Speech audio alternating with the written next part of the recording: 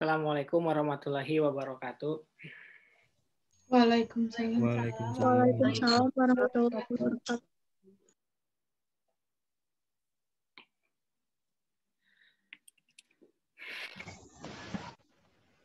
Seperti biasa ya, sebelum kita mulai materi kita pada hari ini, kita review dulu materi pertemuan yang lalu. Silahkan tulis nama dan NIM jika ingin mencoba menjawab dari pertanyaan saya untuk materi pertemuan yang lalu. Pertanyaan pertama ya. Jelaskan apa itu worldwide income.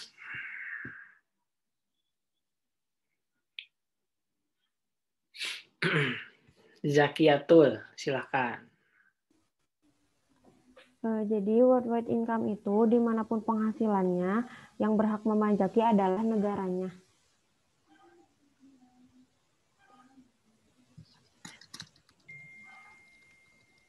Pak, ada suaranya enggak, Pak? Ada. Oke. Pertanyaan kedua ya.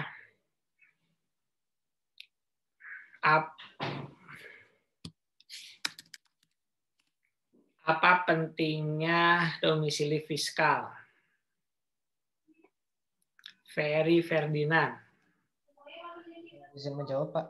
Pentingnya domisili fiskal itu untuk menentukan apakah wajib pajak itu termasuk subjek pajak luar negeri atau dalam negeri. Oke. Pertanyaan Pak, terdengar, Pak? Terdengar. Pertanyaan berikutnya. Jika ini pertanyaannya gini, bagaimana membuktikan Ya, masih bagus aku ngalamin politik. Gak percaya, saya pasti ada. Bagaimana membuktikan seseorang itu berniat tinggal di Indonesia? Anissa, silahkan. Jadi pertama dilihat dulu dia itu tinggal di Indonesianya dalam jangka 12 bulan, apakah lebih dari 183 hari atau tidak. Lalu yang kedua, apakah dia berniat untuk tinggalnya itu karena dia itu menyewa tempat tinggal ataukah membeli tempat tinggal di Indonesia, begitu Pak. Terus apa lagi? Ada lagi? Terus kalau misalnya badan usaha itu harus didirikan di Indonesia seperti memiliki akta dan alamat yang ada di Indonesia, begitupun kegiatan yang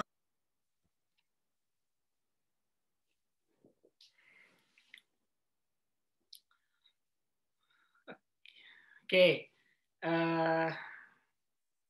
Pertanyaan berikutnya ya. Pertanyaan berikutnya kita bahas apa namanya jawaban ya dari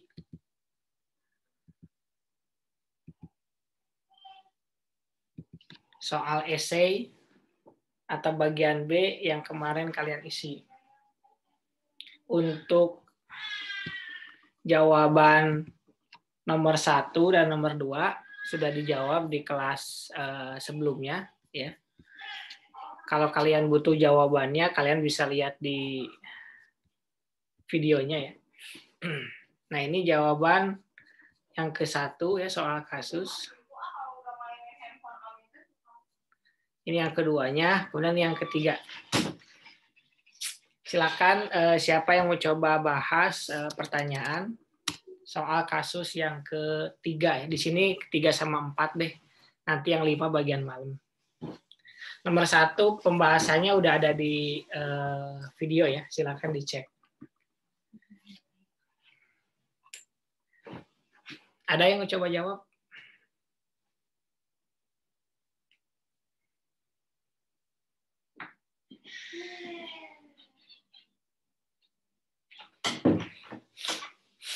Soal kasus nomor 3.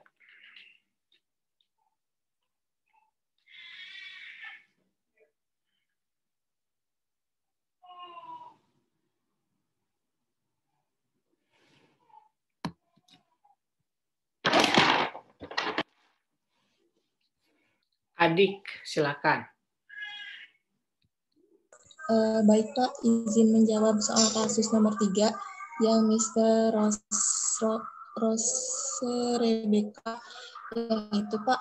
Jadi yang saya jawab pada tanggal 1 Januari 2015 sampai dengan 31 Desember 2016, Mr. Rose Rebecca itu merupakan SPDN karena Mr. Rose Rebecca itu tinggal di Indonesia itu lebih dari 183 hari. Seperti itu. Kemudian untuk dan juga berkegiatan di Indonesia selama 2 tahun, berarti Mr. Rebecca itu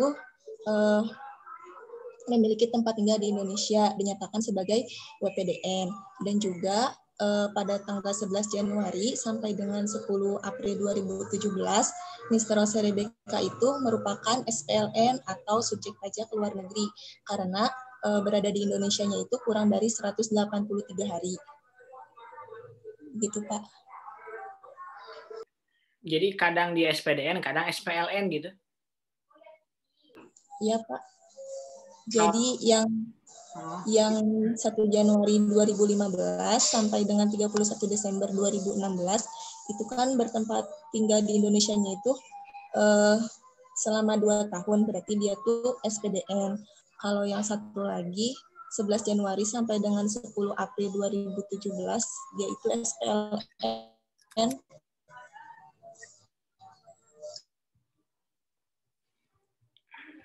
Jadi 2015 sampai 2016 dia itu SPDN. Alasannya karena lebih dari 183 hari gitu ya. Terus tahun 2017 dia SPDN apa SPLN?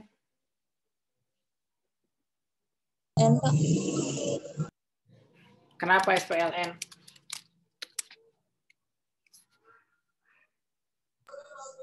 Karena kurang dari 183 hari, Pak. Dari Emang berapa hari?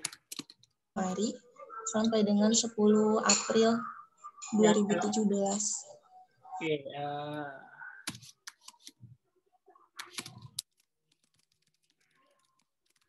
Januari berapa hari?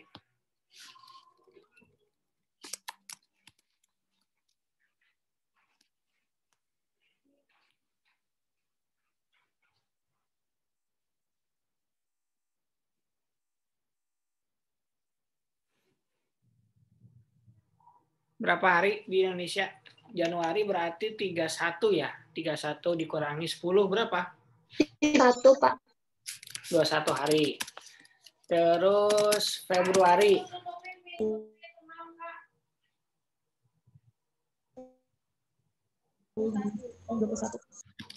28 kali ya.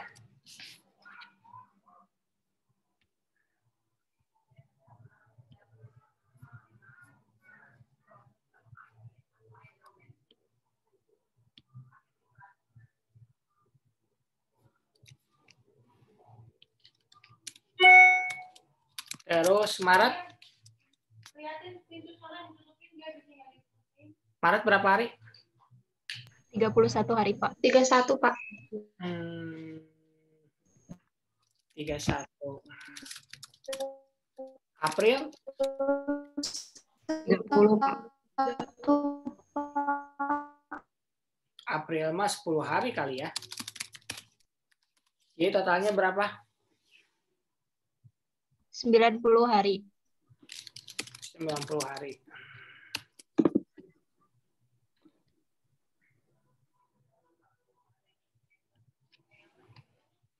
Nah, yang jadi pertanyaan mungkin nggak ya?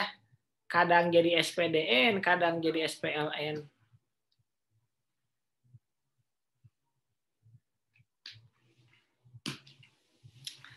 Jawabannya mungkin ya, karena kan untuk menentukan dia SPDN atau LN dilihat dari berapa lama dia tinggal kan. Beda kalau dia berkewarganegaraan Indonesia. Gitu. Ada yang mau tanya untuk soal yang ketiga?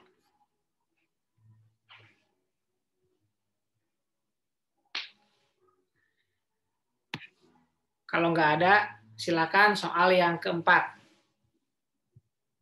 Nita, silakan. Bapak, maaf ada suaranya nggak? Ada. Untuk soal yang keempat, itu termasuk subjek pajak luar negeri. Karena Mr. John Arnold hanya bekerja sesuai dengan kontrak, yaitu pada tanggal 1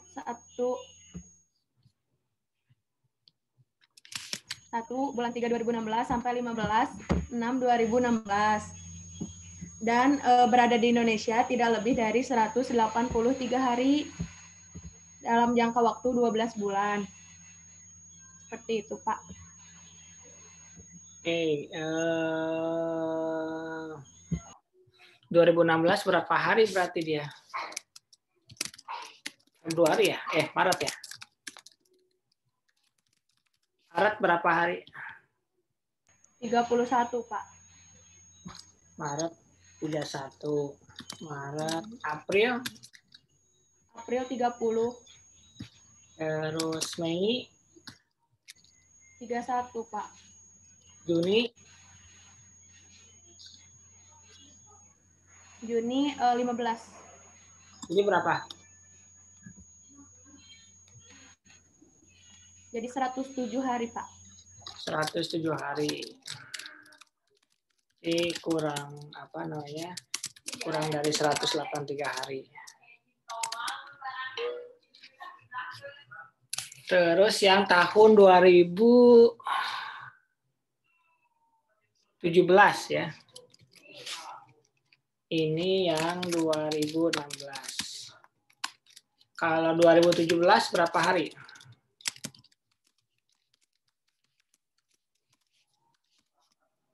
Bulan apa dulu nih? Agustus ya. Agustus berapa hari?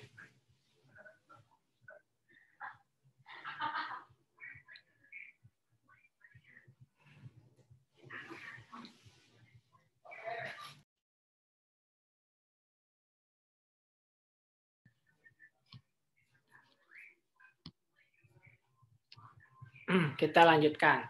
Agustus berapa hari nih, Tak? Agustus 31 kurang 10 berarti ya, Pak? 20, Pak. 20 hari. 21 barunya kan 10-nya dihitung ya. Oh iya. Iya, Pak. Maaf. 21. Agustus, Septembernya 30. Jadi berapa? 51 hari.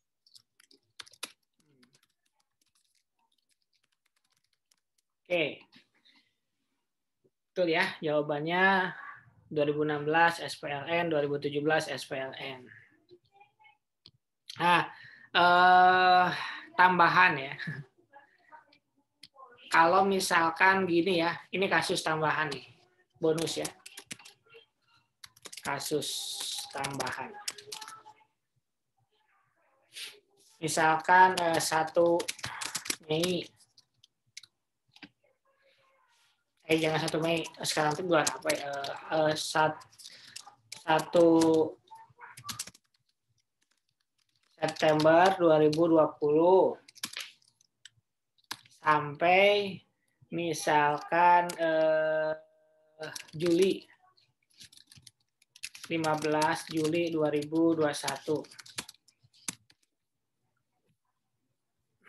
Dia termasuk ke dalam SPLN atau SPDN.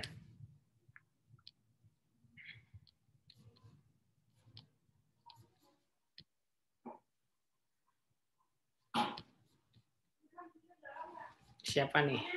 Anissa Nurgiani. Kalau menurut saya itu SPLN, Pak. Kenapa? Karena kalau dari September ke Juli itu sudah pasti di atas 183 hari. Jadi dia SPLN gitu? Iya, kalau misalnya ada di Indonesianya selama 183 hari atau lebih. SPLN apa DN? SPDN, Pak, maksudnya. Bukan SPLN.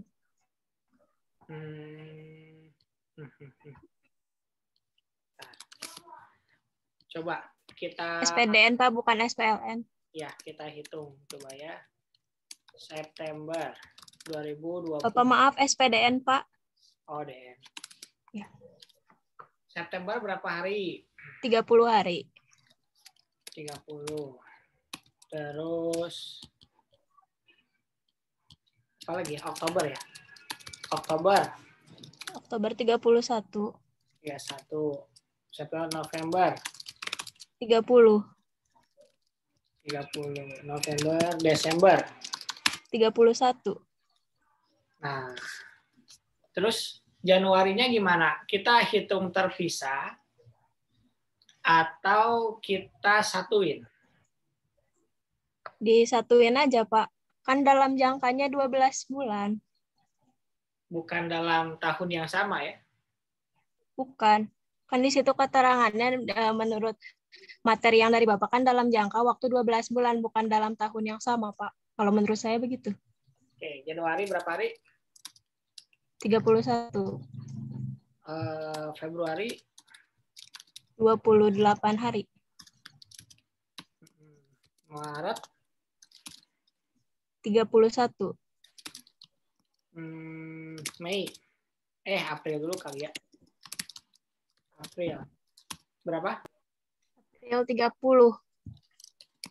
Mei 31.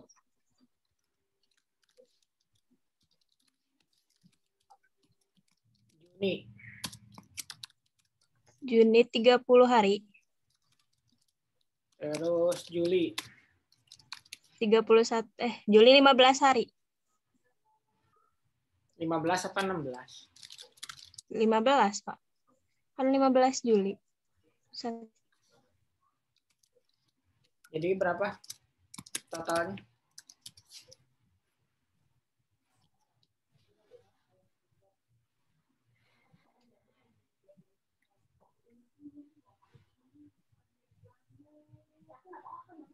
$318 hari, bukan Pak? Dihitunglah benar 318. Ya, sebentar. Jadi dia itu lebih dari 183 hari. Gitu? Iya, Pak. Ya, jawabannya betul ya. Jadi yang dihitung itu bukan tahun yang sama ya, tapi dalam jangka waktu 12 bulan. Oke, seperti itu. Silakan yang lain, ada yang mau ditanyakan untuk materi pertemuan yang kedua kemarin? Sebelum kita lanjut ke materi pertemuan ketiga.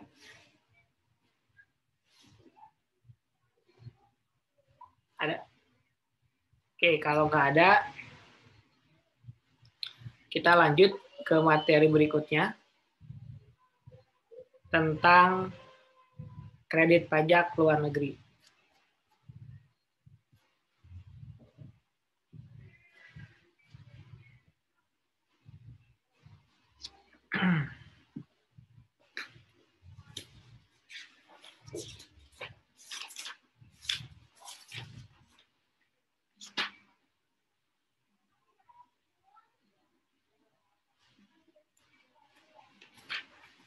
Silakan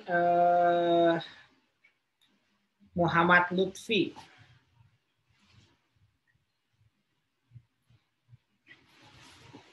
Pak. Bab 3 kredit pajak luar negeri.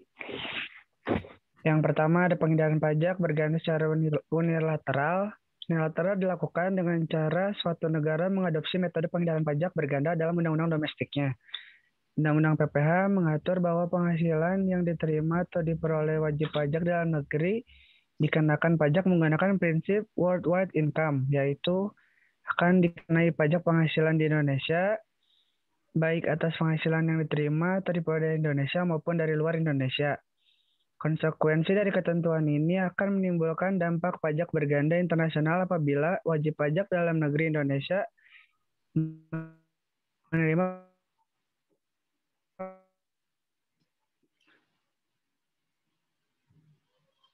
penghasilan tersebut jumlah penghasilan tersebut diperoleh. Untuk mengatasi dampak pajak berganda tersebut, negara-negara di dunia membuat metode pengindahan pajak berganda internasional. Metode pengindahan pajak berganda ini dituangkan dalam aturan domestik negara tersebut. Adapun metode penghindaran pajak berganda yang sering digunakan di kebanyakan negara adalah metode pembersihan atau exemption method dan metode kredit atau kredit method. Yang pertama, metode pembebasan atau exemption method. Metode pembebasan atau pengecualian menghendaki suatu negara pemegang yuridikasi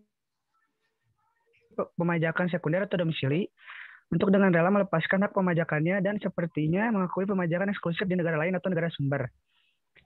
Metode pembebasan dapat dilakukan menggunakan tiga pendekatan, yaitu pembebasan pajak, subjek atau subjek exemption, pembebasan objek atau objek exemption, dan pembebasan pajak atau tax exemption. A. Pembebasan subjek atau subjek exemption umumnya diberlakukan kepada anggota korps diplomatik, korps diplomatik dan konsuler sesuai dengan hukum internasional mendapat privilege atau hak istimewa pemajakan. Mereka hanya dikenakan pajak oleh negara pengirimnya saja atau sending state. Ketentuan privilege tersebut berasal dan dikenal reciprocitas. Kedua, ada pembebasan pajak atau object exemption atau income exemption yang lebih dikenal dengan full exemption atau exemption without progression, diberikan dengan mengeluarkan penghasilan luar negeri dari basis pemajakan WPDN negara. Exemptions without progression atau exempsi tanpa progresi maksudnya adalah bahwa penghasilan luar negeri dari WPDN betul-betul dibebaskan dari pengenaan pajak dengan mengeluarkannya atau mengecualikannya dari dasar pengenaan pajak atau basis pajak, sehingga tidak akan masuk dalam unsur penghitungan progresi atau progresivitas tarif pengenaan pajak negara domisili. Cukup dulu. Ya, Pak. Agnis, apa pengertian worldwide income? Maaf, Pak. Apa tadi? Boleh diulang? Penjelasan worldwide income apa? Worldwide income tuh jadi dimanapun, misalnya warga negara Indonesia nih, dimanapun warga Indonesia itu berada, jadi yang berhak memajakinya negara Indonesia, gitu kan, Pak? Oke, betul ya. Dea Apriliani, sorry. Unilateral itu berapa negara, Dea?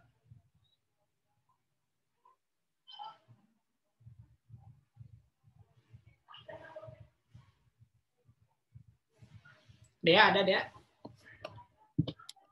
Ada, Pak. Apa jawabannya? Unilateral itu berapa negara?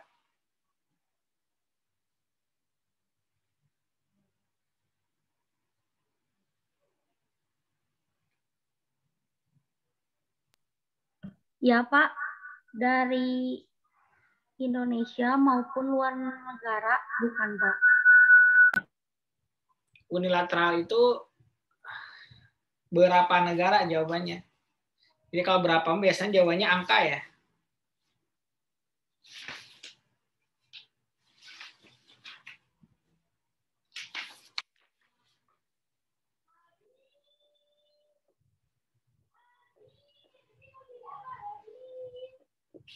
Apa jawabannya dia? Coba Putri Azahra, apa jawabannya? Ya, Pak. Jawabannya apa? Lebih dari 2, bukan, Pak? Lebih dari 2, betul ya. Lebih dari 2. Kalau cuma 2 namanya apa, Putri? Multilateral, bukan, Pak? Bukan. Kalau multi sama dong, kayak uni ya. Kalau 2 apa?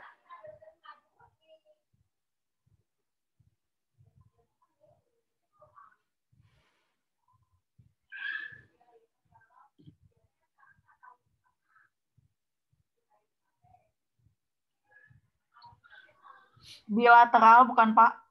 Betul, bilateral ya. Pengalaman sekali ya Putri Azahra dalam hal 2 ya. Mungkin menjadi yang kedua atau menduakan. Oke, Pak, amit-amit. mending menduakan atau diduakan Putri?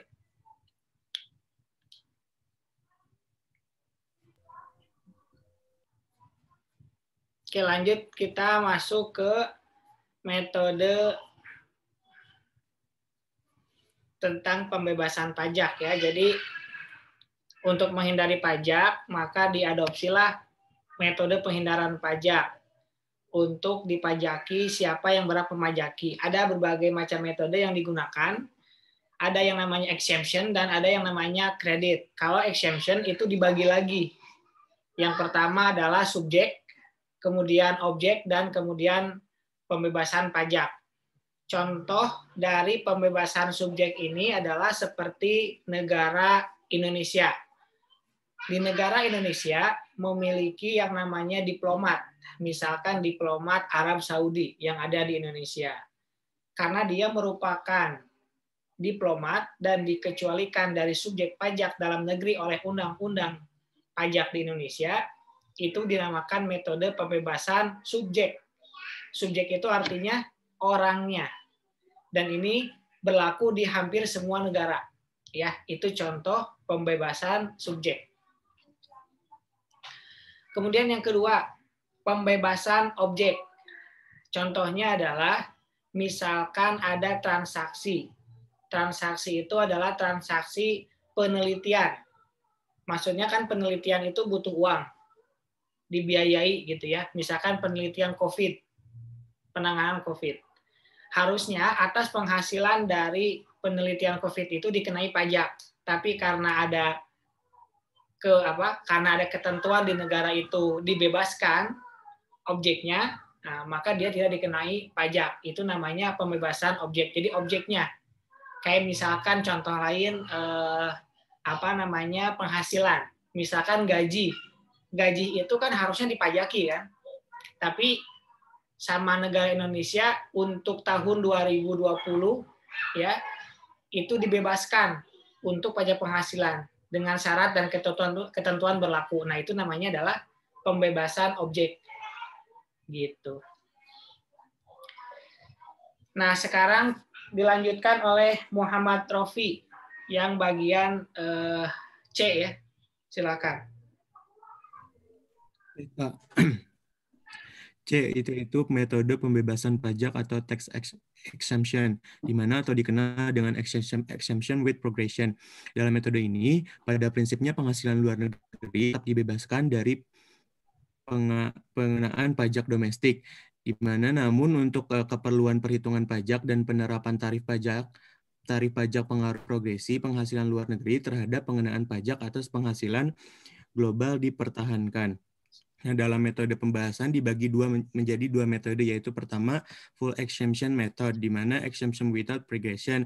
Menurut metode ini dalam menentukan besarnya penghasilan kena pajak, hanya penghasilan dalam negeri saja yang dianggap sebagai objek pajak dan ikut dihitung. Nah, sedangkan atas penghasilan luar negeri tidak dianggap sebagai penghasilan dan tidak ikut dihitung. Nah, contoh perhitungannya di mana penghasilan dalam negeri sebesar 20 juta ditambah dengan penghasilan luar negeri sebesar 30 juta, jadi total penghasilannya yaitu 50 juta.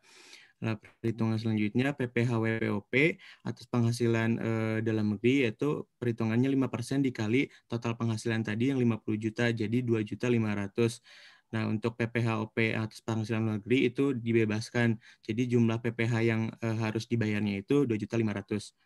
Lalu yang B, exemption at the top method, itu metode dalam menentukan besarnya penghasilan kena pajak, di mana penghasilan luar negeri tetap dianggap sebagai pajak dan ikut dihitung. Nah, sedangkan atas penghasilan luar negeri diberikan pembebasan pajak yang perhitungannya dimulai dari lapisan tarif pajak yang tertinggi atau top rate. Contohnya, penghasilan dalam negeri yaitu sebesar 500 juta, ditambah dengan penghasilan luar negeri sebesar 200 juta, jadi total penghasilannya itu sekitar 700 juta.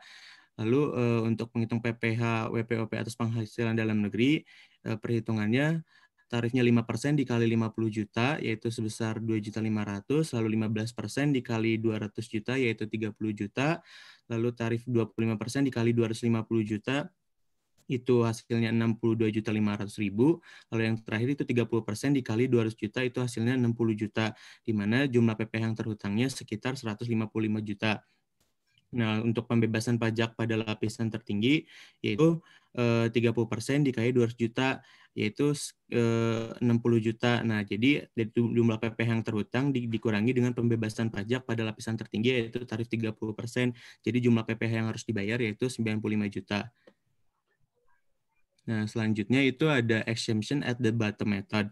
Dalam menentukan metode ini, besarnya penghasilan pajak metode ini, penghasilan luar negeri tetap dianggap sebagai objek pajak dan ikut dihitung. Nah, sedangkan dalam penghasilan luar negeri, diberikan pembebasan pajak yang perhitungannya dimulai dari lapisan tarif pajak yang terendah atau bottom rate. Contohnya, di sini penghasilan dalam negeri yaitu 500 juta, lalu penghasilan luar negeri itu sebesar 200 juta, jadi total penghasilannya adalah 700 juta. Nah, cara menghitung PPh WPOP atas penghasilan DN-nya itu dikali tarif-tarif 5% dikali 50 juta, hasilnya 2.500.000 hingga 30% dikali 200 juta, hasilnya 60 juta. Jadi jumlah PPh yang terhutangnya sekitar 155 juta. Lalu ada pembebasan pajak pada lapisan terendah, yaitu 5% dan 15%. Nah, 5% ini dikali tadi yang 50 juta, hasilnya 2.500.000, dan 15% dikali 150 juta, yang hasilnya 22.500.000. Nah, jadi untuk jumlah PPh yang harus dibayarnya itu, jumlah PPh yang terhutang dikurangi dengan pembebasan pajak yang lapisan yang terendah, jadi sekitar 130 juta. Lalu yang keempat itu ada proportional exemption method, di mana apabila negara residen memperlakukan tarif sepadan atau proporsional atau flat, maka pengaruh progresi tersebut adalah nihil. Progresi akan berpengaruh positif atau menguntungkan wajib pajak apabila penghasilan luar negeri negatif atau rugi. Nah, karena kerugian tersebut, maka pengurang basis perhitungan pajak atas penghasilan global. Hal ini merupakan salah satu perbedaan utama antara metode pembebasan penghasilan atau object exemption dengan pembebasan pajak atau tax exemption, di mana pengaruh progresi akan efektif di negara penganut tarif pajak progresi seperti Indonesia. Nah, contoh perhitungannya di sini ada total penghasilan itu dari gabungan penghasilan dalam negeri dan luar negeri sebesar 700 juta. Lalu untuk menghitung PPh WPOP-nya dengan tarif-tarif yang tadi 5%, 15%, 25%, dan 30% dengan jumlah PPh yang terhutang itu sebesar 155 juta. Boleh ke bawah, Pak. Pembebasan pajak. Nah, lalu menghitung pembebasan pajak proporsional, di mana 200 juta itu penghasilan luar negeri dibagi dengan total penghasilan dikali dengan jumlah PPh yang terhutang, jadi sebesar Rp44.285.714.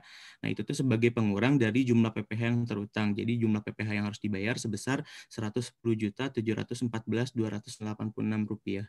Oke, makasih. Pertanyaan ya, untuk Nais, berikan contoh pembebasan subjek. Nais.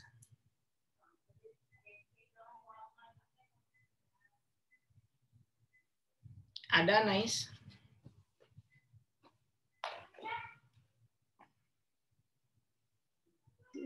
Ada, Bapak.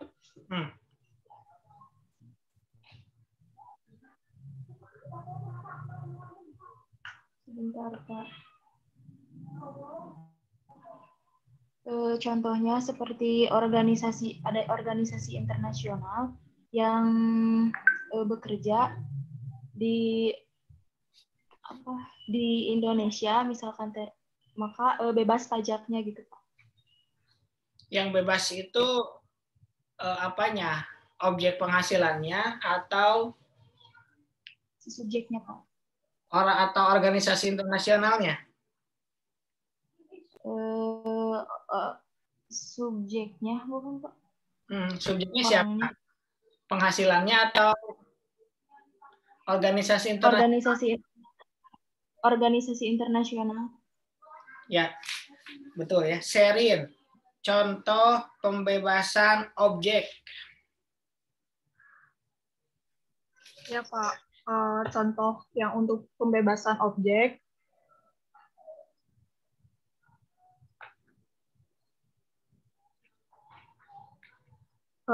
Misalnya ada yang apa sih kayak organisasi itu tuh melakukan sebuah penelitian untuk misalnya kayak apa organisasi ID gitu melaksanakan penelitian di luar negeri. Nah itu tuh hasil dari penelitian atau objeknya itu tuh nggak dikenakan pajak itu Pak. Siapanya yang nggak dikenain pajak? Objeknya. ID-nya atau penghasilannya? Penghasilan dari ID-nya itu. Karena kan objek. Oke, betul ya. Sekarang kita lanjut nih, pembahasan yang ketiga ya, tentang pembebasan, yaitu pembebasan pajak. Nah, pembebasan pajak ini ada anaknya lagi. Ya, yang pertama, yang full exemption method atau exemption without progression. Kalau metode ini, penghasilan luar negeri itu dianggap tidak ada, ya. Jadi tidak dianggap tidak ada dan tidak dihitung. Jadi kalau pakai full exemption method ini tidak menggunakan prinsip worldwide income. Kan kalau worldwide income baik itu penghasilan di dalam maupun di luar negeri dipajakin kan. Nah, kalau pakai metode full exemption method itu tidak menggunakan worldwide income.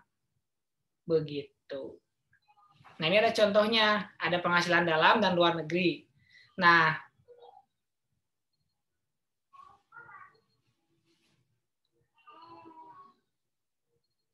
ini berarti harusnya salah ya. Ini harusnya bukan dari 50 juta ya harusnya ya. Tapi harusnya dari 20 juta harusnya.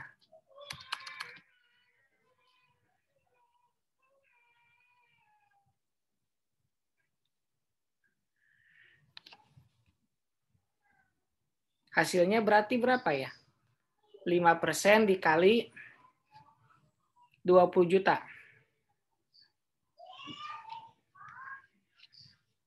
Berapa? Hasilnya 1 juta, Pak. Juta ya. Nah, ini yang benar ya.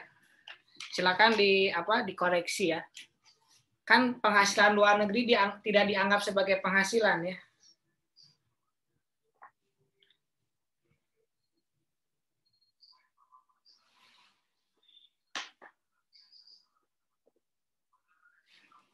Jadi di sini bukan 2.500.000 lagi, tapi 1 juta. Jadi dia tidak menerapkan prinsip worldwide income. Sebentar, nyalain dulu AC.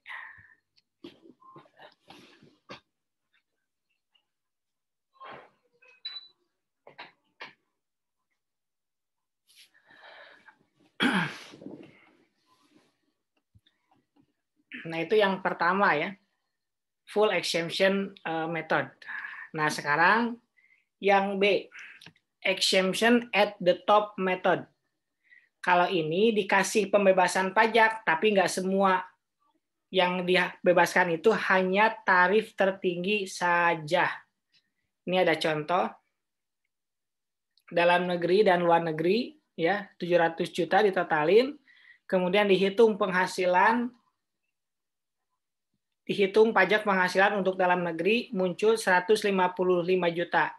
Nah, kalau pakai metode yang exemption at the top method ya, maka yang 60 jutanya itu tidak dihitung. Kan pakainya yang top rate. Jadi didapat diskon 60 juta. Gitu. Jadi diskonnya itu dari sini ya, dari tarif tertinggi.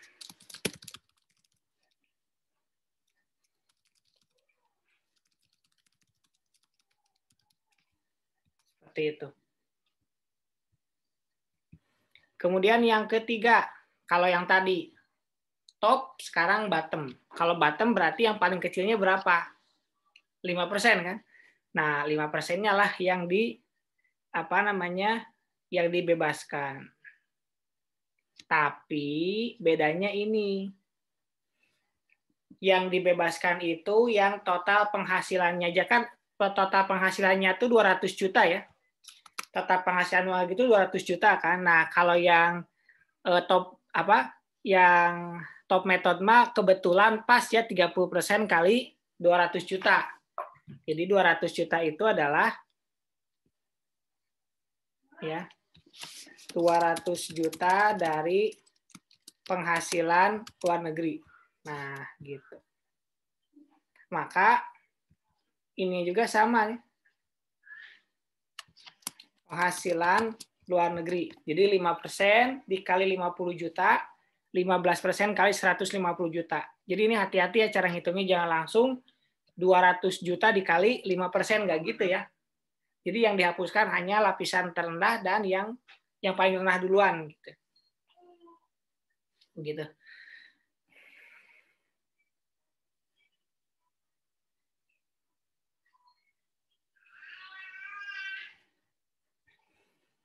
Nah, terakhir ya, proportional exemption method. Nah, ini proporsional. Kalau ini yang kita gunain ya di Indonesia. Perhitungan PPh pasal 24. Ini negara Indonesia pakai PPh pasal 24. Jadi kita hitung dulu PPh terutangnya berapa, kemudian kita proporsiin berapa yang bisa dikreditin. Tapi ini hanya proporsional saja ya. Kan kalau PPh 24 mah kita cari yang paling rendah kan, kita cari kredit pajak maksimalnya ya. Nanti ada di bagian bawah tentang PPh pasal 24. Ini hampir mirip sama PPh 24. Gitu. Jadi langkah pertama kalau pakai proportional exemption method itu dihitung dulu berapa PPh yang terutang, kemudian berapa pembebasan pajaknya.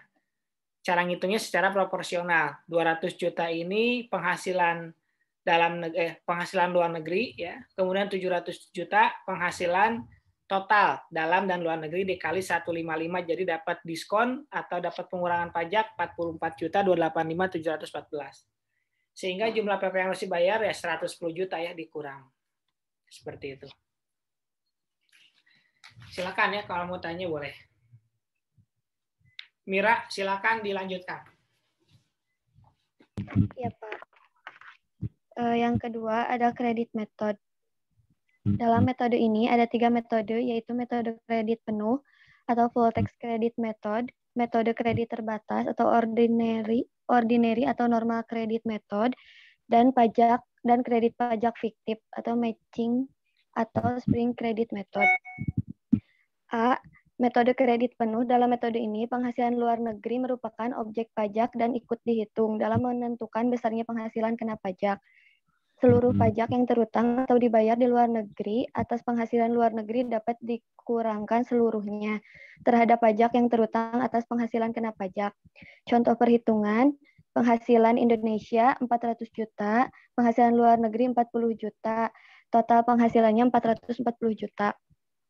Kemudian PPh-OP 5% kali 50 juta sama dengan 2.500.000. 15% dikali 200 juta sama dengan 30 juta, dan 25% dikali 190 juta sama dengan 47.500.000. Hasilnya dari 80 juta. Full tax credit di 16 juta, pajak yang masih harus dibayar 64 juta. Pajak yang dibayar di luar negeri 40% dikali 40 juta. Kemudian ada B, metode kredit pajak biasa, ordinary atau normal kredit.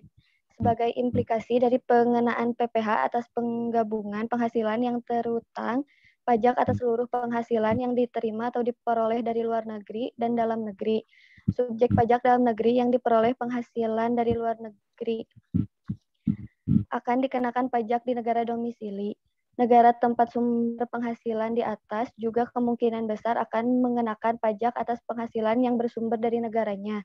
Dengan demikian, besar kemungkinan akan terjadi pengenaan pajak berganda, di mana dua yurisdiksi perpajakan yang berbeda mengenakan pajak kepada penghasilan yang sama yang diperoleh subjek pajak yang sama. Untuk menghindari pengenaan pajak berganda ini, Undang-Undang UU Pajak Domestik secara unilateral memberikan solusi bahwa atas pajak yang terutang atau dibayar di luar negeri dapat dikreditkan oleh wajib pajak dalam negeri. Namun demikian, besarnya pajak yang bisa dikreditkan dibatasi tidak boleh melebihi perhitungan pajak terutang berdasarkan UU Pajak Domestik. metode kredit pajak yakni metode pembebasan tiap negara. Dikenal dengan metode pengkreditan terbatas atau ordinary credit method. Namun, seringkali pajak berganda internasional (PBI) tidak bisa dieliminasi sepenuhnya. Misalnya, metode kredit pajak luar negeri di Indonesia masih menyisakan potensi pajak berganda internasional karena ada kemungkinan pajak penghasilan yang sudah dibayar atau dipotong di luar negeri tidak sepenuhnya dapat dikreditkan di Indonesia. Masalahnya, perpajakan internasional akan semakin kompleks jika seseorang wajib pajak menjadi dua residen di dua negara, di mana negara yang satu menggunakan consumption-based taxation, sementara negara yang lainnya menggunakan income-based taxation. Contoh perhitungannya, penghasilan Indonesia 100 juta, penghasilan luar negeri 200 juta, rugi luar negeri 300 juta, total penghasilannya adalah 300 juta. PPHOP 5% dikali 50 juta, 2.500.000, 15% dikali 200 juta, 30 juta, 25% dikali 50 juta, 12.500.000, hasilnya 45 juta. Batas maksimum KPLN menurut metode ordinary credit 200 juta dibagi 300 juta dikali 45 juta. Sama terus pajak yang masih harus dibayar 15 juta, rugi di ELN tidak diperhitungkan. C. Metode kredit pajak fiktif, sparing tax credit. Pada saat menghitung kredit pajak luar negeri di negara domisili, pembebasan atau keringanan pajak yang diberikan oleh negara sumber atas penghasilan negeri tersebut akan dihitung menurut tarif pajak yang normal. Seolah-olah di negeri sumber tidak diberikan pembebasan atau keringanan pajak. Maksud dari pemberian sparing credit ini adalah agar pembebasan pajak atau keringanan pajak tersebut benar-benar dapat dinikmati oleh wajib pajak yang bersangkutan. Contoh perhitungan, penghasilan Indonesia 150 juta, penghasilan Malaysia 50 juta, total penghasilannya 200 juta. PPHOP 5% dikali 50 juta, 2.500.000, 15% dikali 150 juta, 22.500.000, jadinya 25 juta. Pajak yang dikenakan luar negeri atau Malaysia nihil, seolah-olah dikenakan pajak sebesar 30%. 30% dikali 50 juta, 16 juta, pajak yang masih harus dibayar 9 juta. Pajak yang seolah-olah dibayar di luar negeri 30% dikali 50 juta. Ada tax holiday di Malaysia. Oke, cukup. Terima kasih.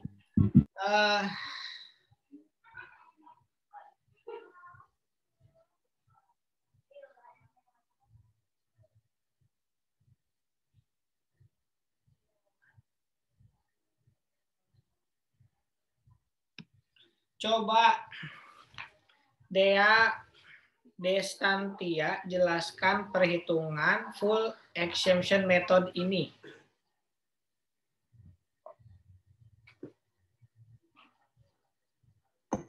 Baik, Pak. Sebentar.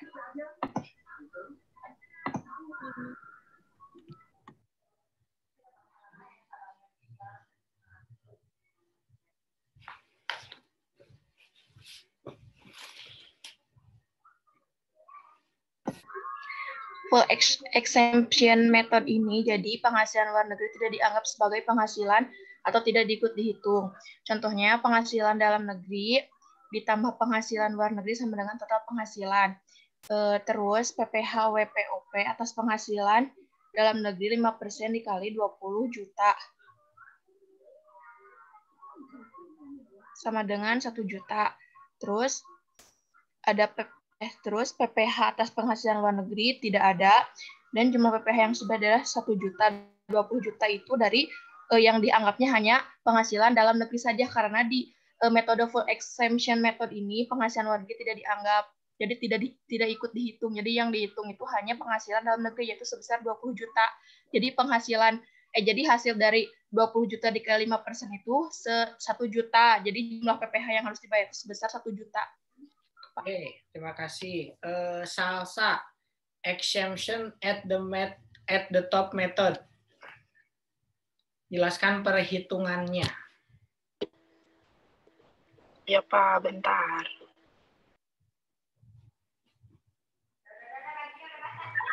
Jadi, exemption at the top method itu maksudnya yang dibebaskan hanya dikasih pembebasan pajak, tapi tidak semua. Yang dibebaskan hanya tarif tertingginya. Di sini ada penghasilan dalam negeri, yaitu sebesar 500 juta, penghasilan luar negerinya 200 juta. Total penghasilannya yaitu 700 juta. PPh WPOP atas penghasilan dalam negeri, 5% dikali 50 juta, total hasilnya itu 2.500.000. 15% dikali 200 juta, itu 30 juta.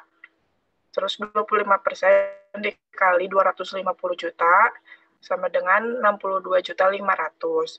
30% dikali 200 juta sama dengan 60 juta.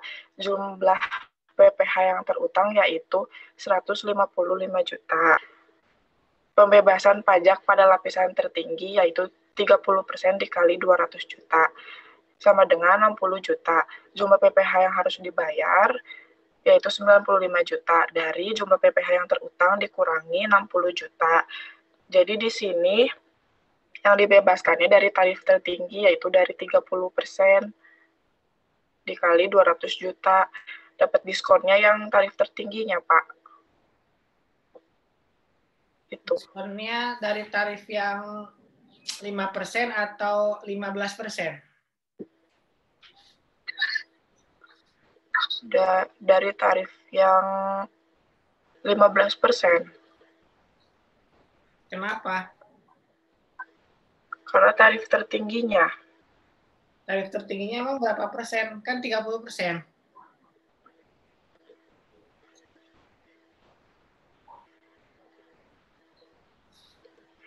Tarif tertingginya berapa persen? 30%. Jadi diskonnya tapi di sini karena pas sama 200 juta. Oke. Jadi yang yang dibebaskan yang tarifnya 30% ya. Oke, lanjut ke Jakiatul. Silakan. Exemption at the bottom method. Iya, Pak. Kalau yang exemption at the bottom method itu, yang diberikan pembebasan pajak itu, yang perhitungannya dimulai dari lapisan tarif pajak yang terendah atau bottom rate. Contoh perhitungannya di sini ada penghasilan dalam negeri 500 juta, ditambah sama penghasilan luar negeri 200 juta, jadi total penghasilannya 700 juta. Lalu menghitung PPh wajib pajak orang pribadi atas penghasilan dalam negeri. 5% dikali 50 juta jadi 2.500.000, terus 15% dikali 200 juta jadi 30 juta, 25% dikali 250 juta jadi 62.500.000, dan 30% dikali 200 juta jadi 60 juta. Jadi jumlah PPh yang terutangnya 155 juta. Lalu menghitung pembebasan pajak pada lapisan terendah. Di sini kan dihitungnya itu dari penghasilan luar negeri 200 juta. Di sini memakai tarif progresif. Jadi 5% dikali 50 juta yaitu 2.500.000, lalu 15% dikali 150 juta jadi 22.500.000. Jadi jumlah PPh yang harus dibayarnya itu 130 juta dari 155 juta dikurangi 2.500.000 dan 22.500.000. Oke, kalau misalkan nih Jakiatul, kalau penghasilan luar negerinya 400 juta, berapa pembebasan pajaknya? Kalau penghasilan luar negerinya 400 juta berarti, sebentar Pak.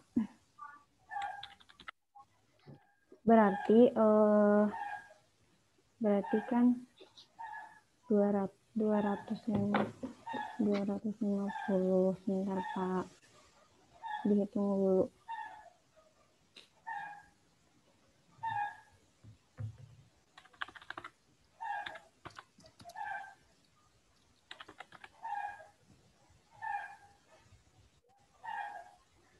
7.500.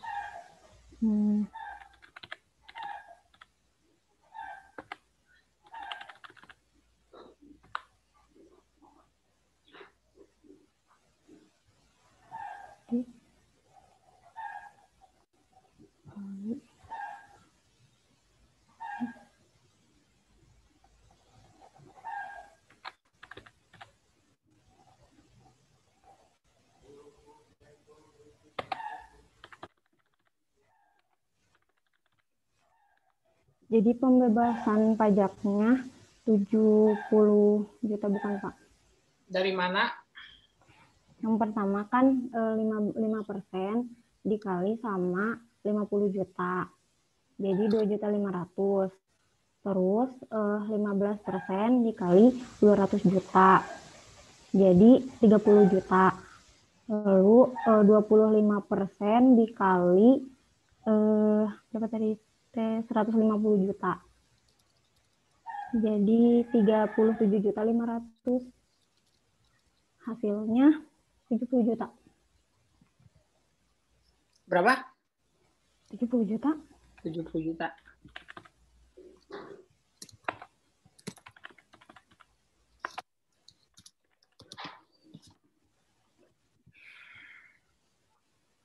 Ya, kita yang lain cek ya, bisa salah yang hitungnya ya. Cara ngerjainnya emang bener kayak gini. Nggak tahu angkanya ya. Lanjut ke proportional exemption method oleh Luciani.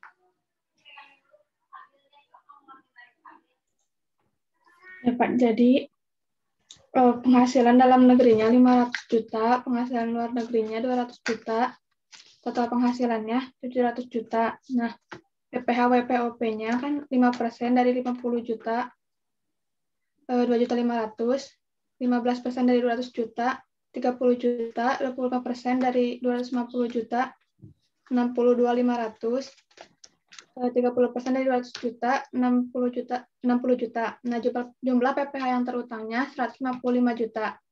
Pembebasan pajak proporsionalnya 200 juta dari penghasilan luar negeri dibagi 700 juta dari total penghasilan dikali 155 juta dari jumlah PPh yang terutang. Hasilnya 44.285.714. Nah, jumlah PPh yang terutang dikurangi pembebasan pajak proporsionalnya. Jadi jumlah PPh yang harus dibayarnya 110.714.286.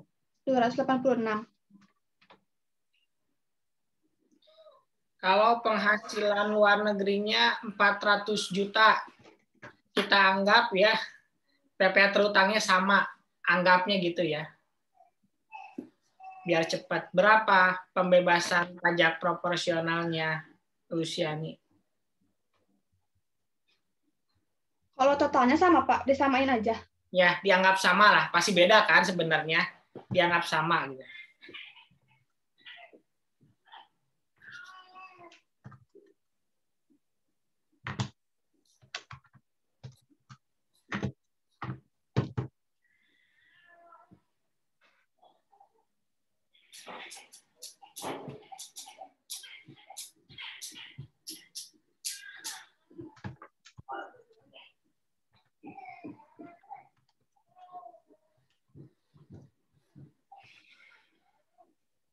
Berapa? Jadi pembebasan pajak proporsionalnya 400 juta dibagi 700 juta dikali 155 juta, hasilnya 88 juta 571.429. Nah, jumlah PPh yang harus dibayarnya 155 juta dikurangi 88 juta 571.429, yaitu 66.428.571. Oke, ya itu cara ngitungnya ya, tapi nggak tahu angkanya benar atau enggaknya. Oke, kita lanjutkan ke metode yang kedua ya. Metode yang pertama tadi apa ya? Coba Tania, tadi metode pertama apa?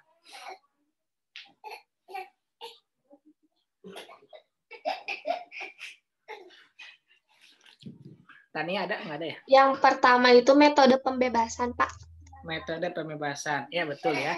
Sekarang masuk ke metode yang kedua, yaitu metode kredit. Metode kredit juga ada jenis-jenisnya. Yang pertama, kredit penuh ya. Kalau kredit penuh itu artinya negara menerapkan worldwide income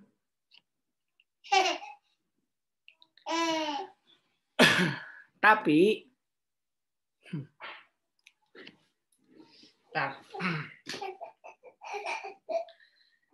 kalau metode kredit penuh itu negara menerapkan worldwide income, tapi ya pajak yang dibayarkan di luar negeri semuanya dibawa ke Indonesia dan dibebaskan. Jadi pajak yang dibayar di Indonesia di luar negeri itu tidak dibawa lagi, gitu ya. Kayak misalkan ini kan harusnya dipajaki gitu ya si 16 juta ini di Indonesia, tapi karena pakai metode kredit penuh 16 juta itu malah jadi pengurang. Kayak gitu. Bukan 16 juta ya.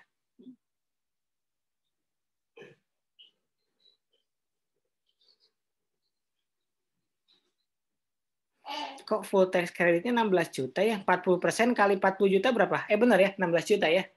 Iya betul. Jadi dapat diskon ya, dapat diskon dari pembayaran pajak luar negeri. Tapi pada saat penghitungan pajak di dalam negerinya mah tetap dijadiin dasar ya. 250 ditambah 190 440 ya. Iya benar ya. Jadi di sini hati-hati pada saat ngitungnya ya. Jadi dasarnya mah tetap ya. Dasar penghitungan pajak di Indonesia ya dari total penghasilan. Nah, ini hati-hati. Tapi nanti dapat diskon lagi. Ya. Pajak yang dibayar ya. Di luar negeri. Nah, seperti itu. Nah, itu kredit penuh. Nah, sekarang ada yang ordinary atau normal kredit. Nah, masalahnya ya, kalau misalkan pakai worldwide income, kan dua-duanya dikenain pajak tuh. Itu kan nggak boleh secara prinsip. Nah, maka ini yang disebut sebagai KPLN ya, kredit pajak luar negeri secara maksimum yang Indonesia pakai. Kan Indonesia pakai itu pajaknya itu di luar negeri diperhitungkan di Indonesia tapi ada batas maksimumnya. Cara ngitung batas maksimumnya tinggal di proporsionalkan. Gitu ya. Nah, ini contoh sama persis seperti PPh pasal 24 ya. Ini mah sama ya. Jadi nggak usah dijelasin lagi, harusnya tahu. Kalau lupa lagi tinggal balik lagi ke pajak 1 ya untuk lihat pajak 2 untuk tahu cara ngitungnya. Kemudian yang ketiga ya, yang fiktif. Nah, kalau yang fiktif itu pura-pura ya. Namanya juga fiktif ya. Bedanya apa? Nah, kalau misalkan ya, yang metode kredit penuh itu kan yang 16 juta itu benar-benar dibayarkan di luar negeri. Ya, kalau pakai yang fiktif itu tidak dibayarkan tapi jadi pengurang. Makanya saya tulis di sini pajak yang seolah-olah dibayar. Jadi sebenarnya nggak dibayar si 16 juta ini. Karena misalkan ada insentif, karena misalkan di sana termasuk ada termasuk tax haven country gitu ya, atau yang lainnya. Pokoknya kalau misalkan ada pajak harusnya dipajaki 30%, tapi karena nggak ada pajak seolah-olah dibayar pajaknya gitu. Jadi untuk yang fiktif ini penghasilannya jadi bertambah ya. Penghasilannya jadi bertambah, kan total penghasilannya 200 juta ya kan, ditambah 16 juta tambahan. Kenapa? Karena dia itu kan sebenarnya nggak bayar kan? Nggak bayar. Total penghasilan enggak ya. Bentar ya. Berarti kan 200 juta dikurangi pajaknya berapa ya? Pajaknya 25 juta. Ini di Indonesia. Oh enggak, 25 juta ya. 9 juta ya. 9 juta. Jadi hasilnya 191 juta.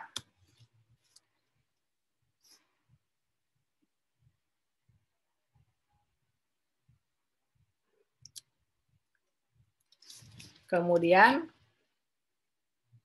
ditambah lagi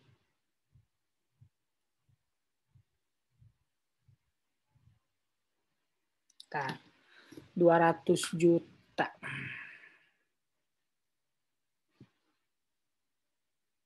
Iya ya, ditambah lagi 16 juta ya. Jadi berapa nih?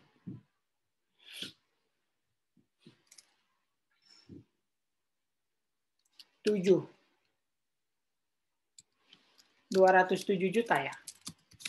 Nah, jadi total penghasilannya jadi 207. Yang realnya malah untung kan? Karena kan yang 16 juta itu bohongan. Jadi sebenarnya itu ngasih uang kan ke kita. Yang harusnya dibiayakan malah nggak dibiayakan. Kayak gitu. Ya. Ini total penghasilan kan harus bayar pajaknya itu 9 juta ya. Jadi 200 juta dikurangi 9 juta, dia punya uang 191 juta. Padahal dia itu 16 juta itu jadi tambahan penghasilan ya, tapi tidak dirasakan. Jadi secara total 207 juta dia punya penghasilannya. Nah, itu metode yang kedua ya. Metode kredit. Berikutnya metode yang ketiga yaitu tax deduction method. Silakan Siska.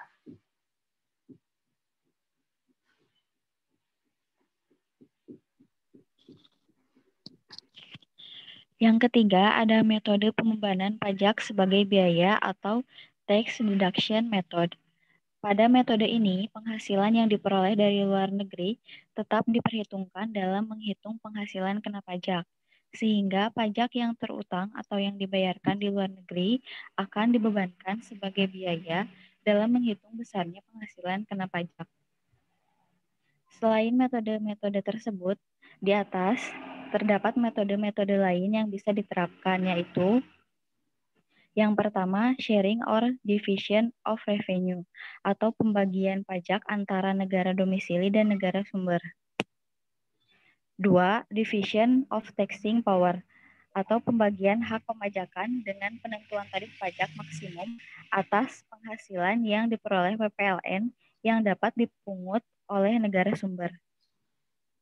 Yang 3. Reduction of the rate, atau keringanan tarif terhadap penghasilan luar negeri yang harus diberikan oleh negara domisili. Yang keempat, reduction of the tax, atau pengurangan pajak dengan suatu jumlah tertentu atau persentase dari penghasilan luar negeri. Yang kelima, lump sum taxation atau forfeit taxation, atau pemajakan dengan jumlah tetap. Oke. Selanjutnya. Cukup.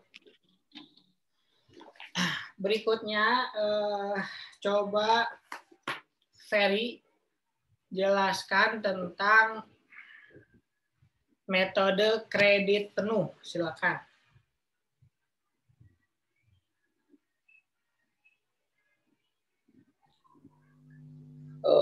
Bisa dilihat ya contoh perhitungan metode kredit penuh. Jadi maksud metode kredit penuh ini penghasilan luar negerinya dibiayakan sepenuhnya. Di sini ada penghasilan Indonesia 400 juta dan penghasilan luar negeri 40 juta. Lalu dijumlahkan menjadi 440 juta. Nah, di sini juga ada PPHUP 5% dikali 50 juta, 15% dikali 200 juta, sama 25% dikali 150 juta. Dan total PPh-nya sebesar 80 juta. Nah, full tax kreditnya ini didapat dari pajak yang dibayar di luar negeri sebesar 40% dikali penghasilan luar negeri 40 juta, jadi 16 juta. Nah, jadi pajak yang masih harus dibayarnya 64 juta. Udah, Pak. Kalau misalkan pajak yang dibayar di luar negerinya tarifnya 50%, berapa pajak yang masih harus dibayarnya, Ferry? Sebentar, Pak.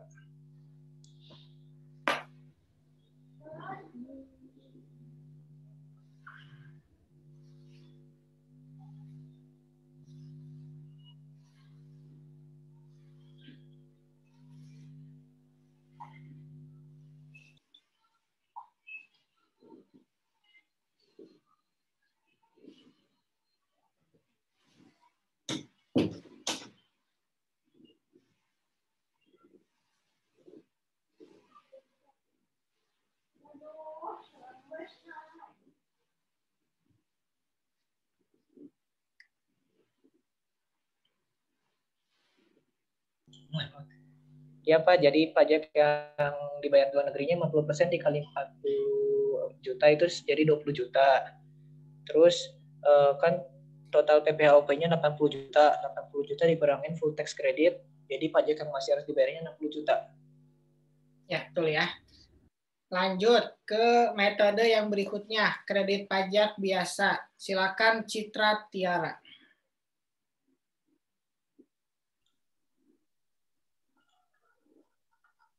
Yang selanjutnya yaitu metode kredit pajak biasa atau ordinary atau normal kredit, jadi yang biasa digunakan di Indonesia.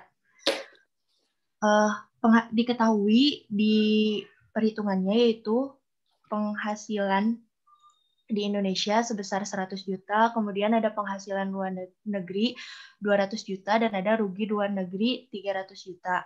Total penghasilannya 300 juta karena rugi luar negeri ini tidak diperhitungkan. Kemudian untuk menghitung PPHOP-nya, yang pertama yaitu 5% dikali 50 juta, 2 juta sama dengan 2.500.000. Kemudian 15% dikali 200 juta yaitu 30 juta, dan 25% dikali 50 juta yaitu 12.500.000, sehingga totalnya itu 45 juta. Nah, batas maksimum KPLN menurut metode ordinary kredit ini yaitu 200 juta dibagi dengan total penghasilannya yaitu 300 juta dikali 45 juta dari total PPHOP-nya. Jadi didapatkan hasil 30 juta. Kemudian 45 juta dikurangi 30 juta, jadi pajak yang masih harus dibayarnya yaitu 15 juta. Kalau misalkan gini, Citra, pajak yang sudah dibayar ya di luar negerinya itu, ya, misalkan tarifnya 60% ya, tarif pajak luar negeri 60%. Nah, berapa pajak yang masih harus dibayarnya? Kan 30 juta ini baru KPLN-nya aja ya. Gimana?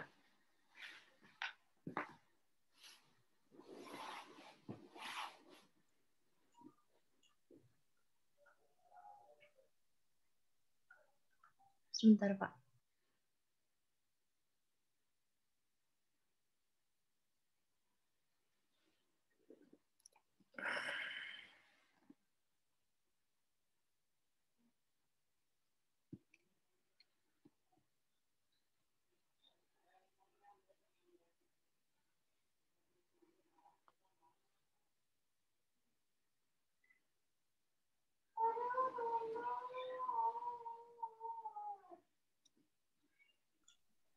Tadi itu bagaimana ya Pak? Jadi tarif pajak si luar negerinya tuh 60% gitu.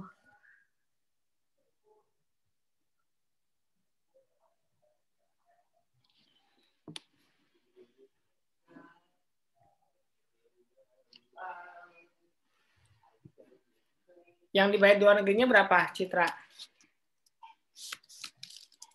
Berarti yang 60% dikali 200 juta kan, Pak? Berapa?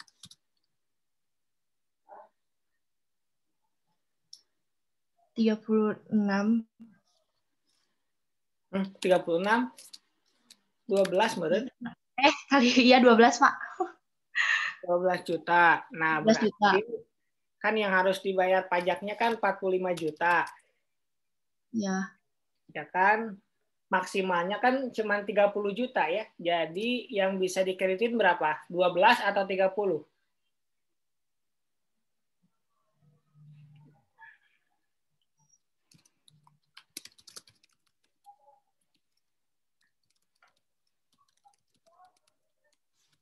Apa? 12 juta atau 30 juta?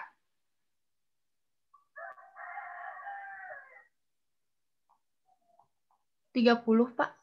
Salah dong, 12 juta. Kan yang udah dibayar di luar negerinya 12 juta. Oh iya. Jadi berapa pajak yang harus dibayar?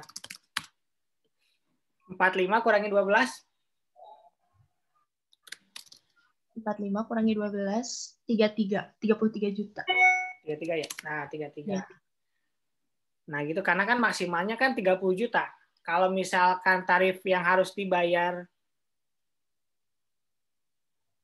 kalau pajak yang harus dibayar di luar negerinya 50 juta, nah baru dikuranginya yang 30 juta. Gitu kan PP pasal 24 mah. Oke, berikutnya ya. Habisnya Citra Alauddin. Silakan yang fiktif. Jadi yang ketiga, metode kredit pajak fiktif. Jadi di sini tuh, jadi pajaknya itu seolah-olah ada untuk membayar gitu. Jadi di sini ada penghasilan Indonesia 150 juta, terus penghasilan Malaysia 50 juta, jadi total penghasilan 200 juta. Di sini PPHW-nya 5% dikali 50 juta, jadi 2.500.000. Di sini 15% dikali 150 juta, jadi 22.500.000, jadi totalnya 25 juta. Jadi pajak yang dikenakan di luar negeri atau Malaysia, nihil, seolah-olah dikenakan pajak sebesar 30% dikali 50 juta. Jadi totalnya 16 juta. Pajak yang harus dibayar 9 juta, yaitu 25 juta dikurang 16 juta, jadi hasilnya 9 juta. Nah, di sini tuh, jadi total penghasilannya itu bisa bertambah, yang tadi Bapak bilang kan, jadi 150 juta, yang 200 juta itu, kalau di Indonesia kan kalau di Indonesia pajak itu 9 juta. Jadi dikurang 200 juta, dikurang 9 juta, jadi 191 juta. Kemudian yang pajak seolah-olah ini ada yang 16 juta itu bisa ditambah, jadi total penghasilannya bertambah. Gitu, Pak. Ya. Nah, sekarang kita lihat ya kalau yang ketiga, metode pembebanan pajak sebagai biaya. Nah, kita tahu ya, kalau misalkan pajak itu termasuk yang boleh dibiayakan atau enggak nih? Coba kita tanya Anissa Nurgiani. Ya, Pak. Bagaimana, Pak? Bisa diulang, tadi terputus suaranya. Beban pajak boleh dibiayakan enggak? Beban pajak sebenarnya boleh dibiayakan nggak? Boleh, Pak. Masa boleh? Kan ada metode pembebanan pajak sebagai biaya, Pak. Bukan, ini mah yang normalnya di Indonesia. Apakah beban pajak boleh dibiayakan atau dikoreksi? Dikoreksi. Koreksi apa? Positif apa negatif? Positif. Koreksi positif. Jadi dikeluarkan atau dimasukkan sebagai biaya? Dikeluarkan. Jadi nggak boleh dibiayakan ya? Iya. Ya betul ya. Jadi sebenarnya di Indonesia itu yang namanya beban pajak itu kan kewajiban. Jadi nggak boleh dibiayakan. Makanya kalau kita membiayakan beban pajak, baik itu beban pajak PPh 21, 22, 23, 24, sampai ke denda pajak itu bakal dikoreksi oleh Fiskus. Sehingga koreksi positif itu akan menambah pajak yang harus kita bayar. Nah, itu kalau di Indonesia, ya. Tapi kalau kita pakai metode yang ketiga, ya, Indonesia itu menggunakan metode yang ketiga, di mana metode ketiga itu boleh dijadikan beban pajak itu sebagai biaya. Nah, maka akhirnya yang asalnya dikoreksi menjadi tidak dikoreksi. Apakah itu menguntungkan bagi kita sebagai wajib pajak, Rena? Menguntungkan nggak, Rena? Si pajak itu jadi biaya. Gimana, Pak? Pajak jadi biaya? Pajak jadi biaya menguntungkan nggak? Menguntungkan. Kenapa? Karena jadi nambah itu penghasilannya. Nambah penghasilan atau ngegedein pajak dong?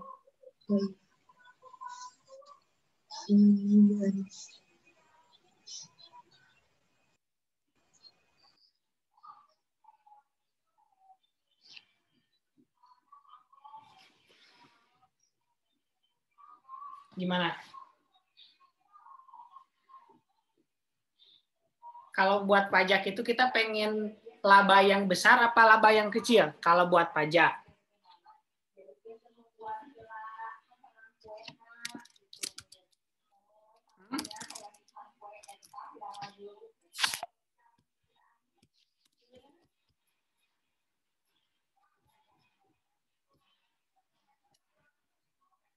Gimana, Rena? Ya, Pak, menguntungkan. Kenapa?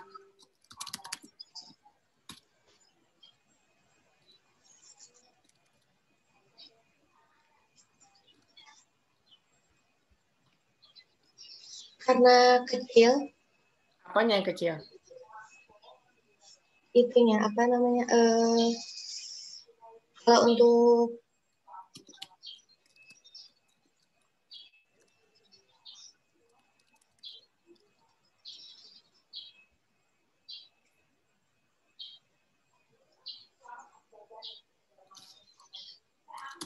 Gimana? Kalau untuk pajak penghasilan kalau penghasilan kecil lebih bagus. Kalau misalkan ini nih kondisi ke-1, kondisi kedua, mana yang pajaknya gede?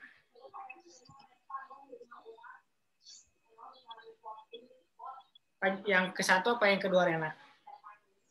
Yang pajaknya besar, yang ke-1. Yang ke-1.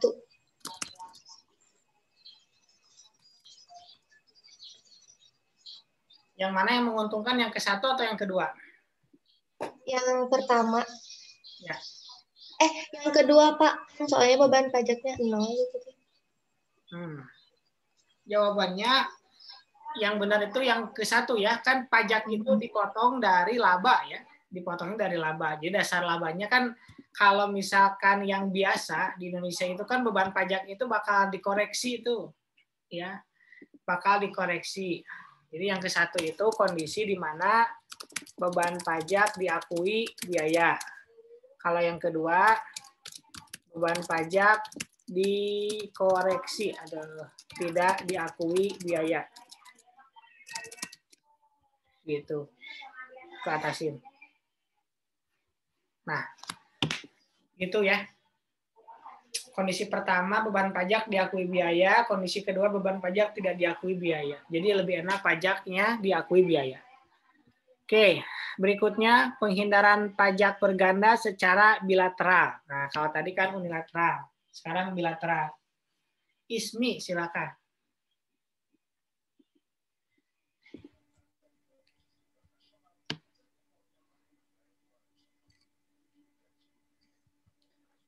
Penghindaran pajak berganda secara bilateral. Kepentingan negara-negara mitra ekonomi atau dagang yang tidak terakomodasi dalam mengatasi masalah pajak ganda, maka sangat diperlukan upaya lain untuk menghindari terjadinya pajak berganda. Oleh karena itu, dibuatlah cara mengatasi pajak ganda ini dengan melalui kesepakatan dua negara atau perundingan dua negara. Pada pendekatan bilateral ini, kedua negara akan memberikan keringanan penghindaran pajak berganda atau bisa disebut P3B berdasarkan kesepakatan antara kedua negara. Kesepakatan tersebut dirumuskan dalam bentuk tax treaty atau P3B yang ditandatangani oleh pemerintah kedua negara. Pada umumnya, bentuk keringanan yang diberikan dalam kesepakatan tersebut adalah setidaknya sama dengan bentuk yang ada pada ketentuan domestik suatu negara. Lanjut, Pak. Cukup. Oke, kita coba tanya Adik.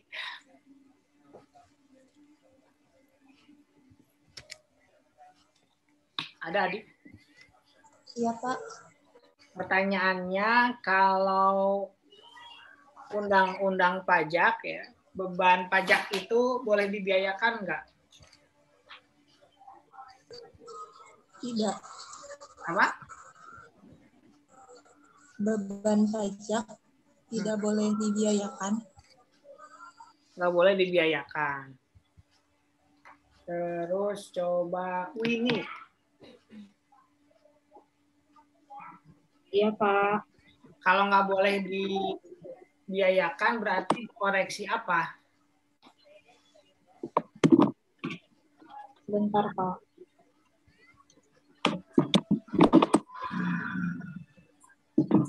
Dikoreksi positif, Pak. Koreksi positif. Irawati.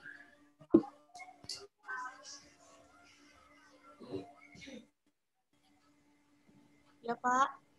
Kalau dikoreksi positif menambah pajak atau mengurangi pajak? Menambah pajak, Pak. Menambah pajak. Betul ya. Kemudian Rizka.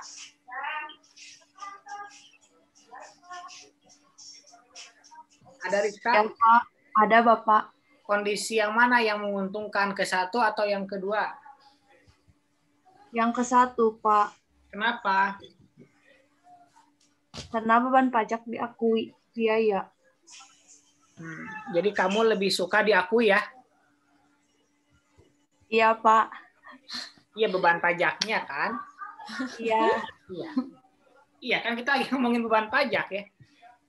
Betul ya, jadi yang benar itu diakui ya.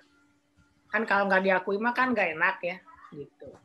Soalnya kalau nggak diakui, labanya jadi tinggi gitu maksudnya ya. Nah, sekarang kita lanjutkan. Nah, kalau yang tadi itu penghindaran pajak berganda secara unilateral. Nah, kita di pertemuan pertama kan belajar tentang norma pajak internasional. Nah, itulah contoh penerapan norma pajak internasional. Jadi setiap negara itu punya metode penghindaran pajak masing-masing. Ya, ada 3 metode kan tadi. Yang pertama metode pembebasan, yang kedua metode kredit, yang ketiganya metode pembebanan pajak sebagai biaya. Tapi banyak sih sebenarnya, bukan cuma 3 aja, ada 5 lagi tambahan nih. Metode-metode yang bisa digunakan oleh negara. Nah, gitu. Nah, itu secara unilateral atau banyak negara atau universal atau norma pajak internasional. Nah, sekarang bilateral. Bilateral itu 2 negara, jadi lebih spesifik lagi. Nah, itu pakai yang namanya P3B.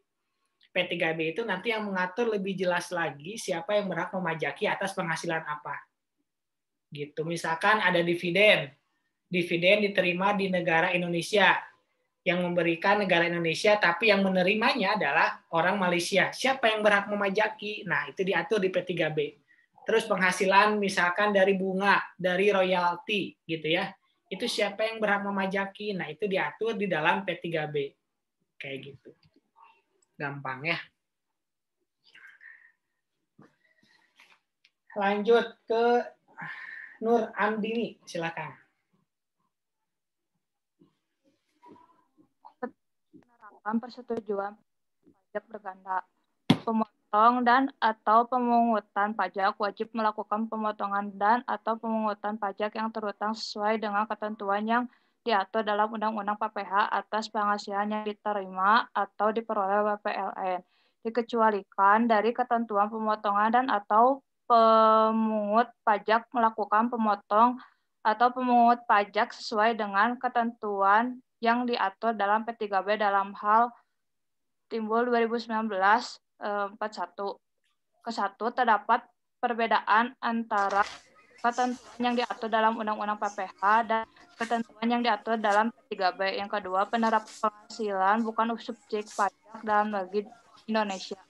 Yang ketiga, penerima penghasilan merupakan orang pribadi atau badan yang merupakan subjek pajak dalam negeri dari negara mitra atau yurisdiksi mitra P3B. Yang keempat, wajib pajak SKD pajak luar negeri yang telah memenuhi persyaratan administratif dan persyaratan tertentu lainnya.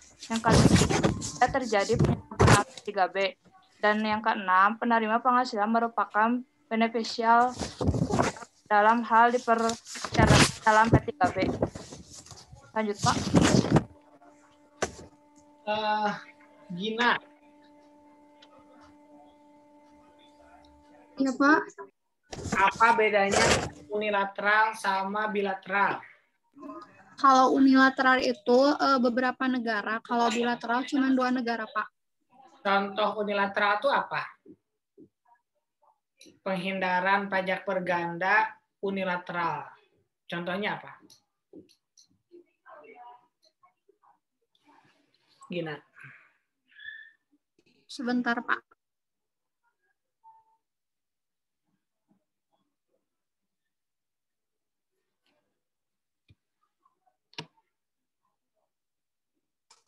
Contohnya Pak kayak apa namanya kan kalau misalnya unilateral itu menerapkan prinsip worldwide income, jadi dimanapun orangnya berada itu apa namanya akan dikenakan pajak penghasilannya dari negara tersebut berasal gitu Pak.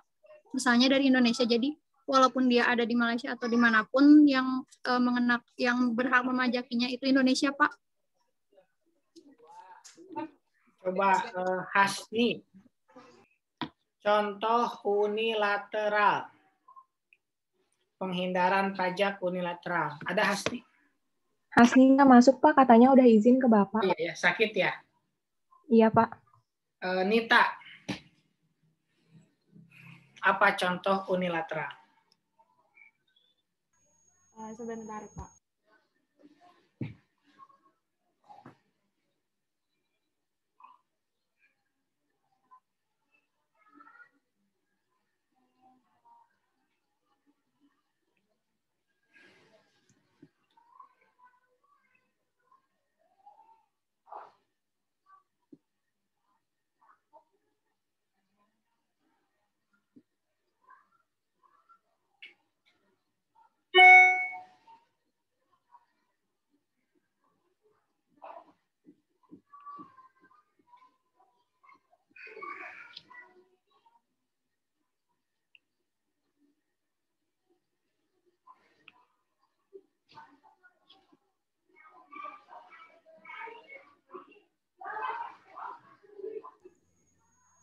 Itu Pak, yang adanya 2 faktor itu bukan Pak? Bukan ya. Yang benar ya, jawabannya contoh penghindaran pajak berganda secara unilateral itu tinggal ke atasin ya. Ada 3. Yang pertama metode pembebasan, yang kedua metode kredit, yang ketiga menjadikan beban pajak sebagai biaya. Nah ini kan contoh-contoh dari penghindaran pajak berganda secara unilateral. Gitu ya. Kalian mah jauh-jauh ke mana dari jawaban teh ya? Di atas ada ya.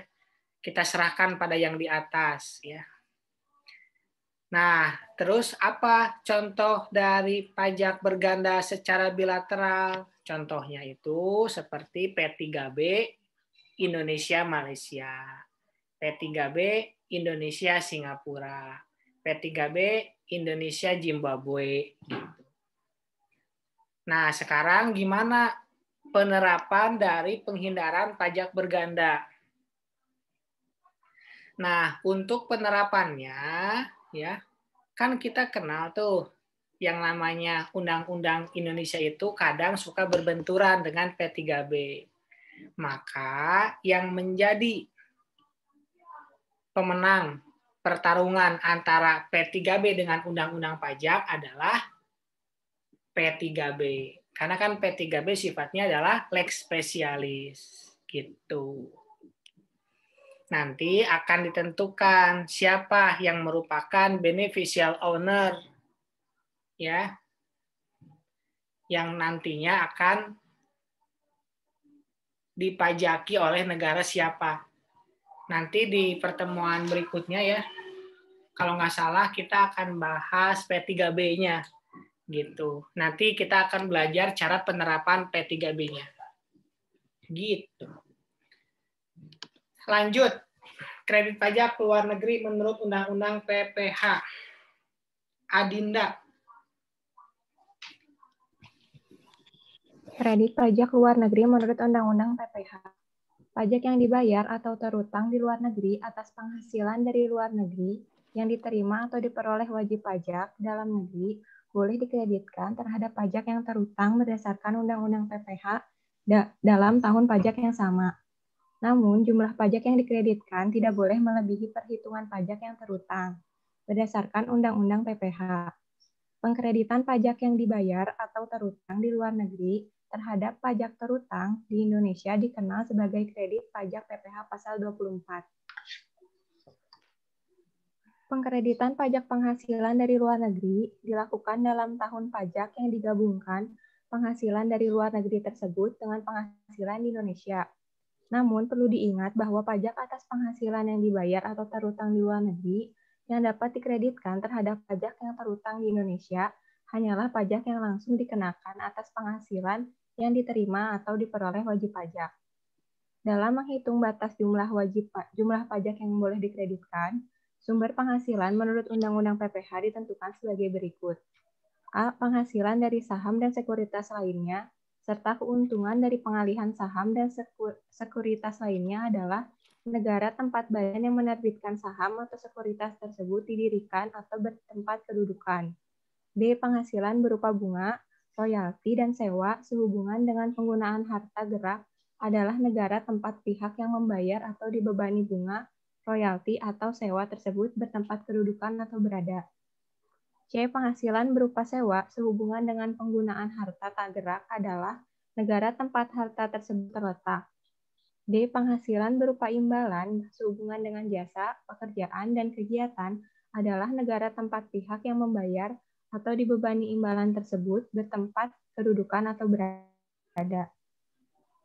E. Penghasilan bentuk usaha tetap adalah negara tempat bentuk usaha tetap atau menjalankan usaha atau melakukan kegiatan. F. Penghasilan dari pengalihan sebagian atau seluruh hak penambangan atau tanda turut serta dalam pembiayaan atau pemodalan dalam perusahaan pertambangan adalah negara tempat lokasi penambangan berada. G. Keuntungan karena pengalihan harta tetap adalah negara tempat harta tetap berada. H. Keuntungan karena pengalihan harta yang menjadi bagian dari suatu bentuk usaha tetap adalah negara tempat bentuk usaha tetap berada. Pengkreditan pajak penghasilan yang dibayar di luar negeri dilakukan bersamaan dengan penggabungan. Sebentar, silakan lanjutkan Diva ya.